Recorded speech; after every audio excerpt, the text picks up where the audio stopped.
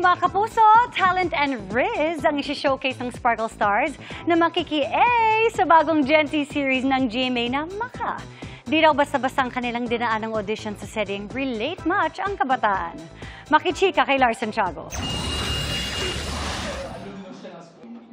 Sa story conference pa lang, kitang-kita na ang excitement sa 6 na Sparkle Young Stars na bibida sa bagong Gen Z series ng GMA Public Affairs na Maka.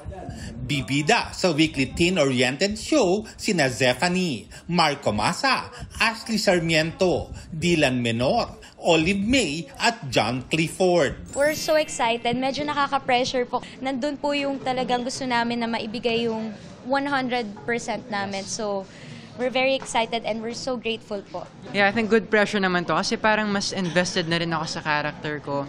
Mas excited na ako for what may happen sa set. I'm really excited kasi parang ito rin yung way to communicate with the Gen Zs ngayon. Super happy to play my role dahil medyo influencer din. Ito yung one of the shows na talagang dream ko talaga na I want to be in a teen musical drama. Lahat sila ay dumaan sa mahigpit na audition.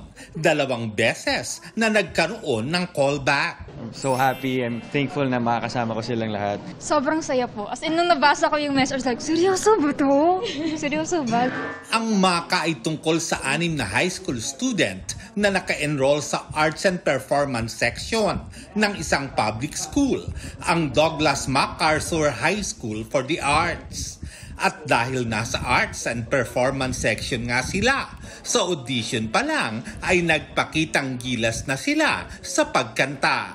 Fly me to the moon and let me play among the stars.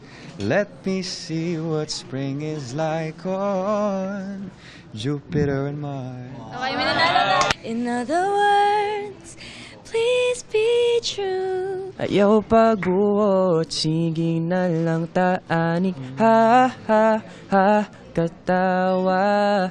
Ha, ha, ha, hasula. Lars Santiago, updated sa showbiz happening.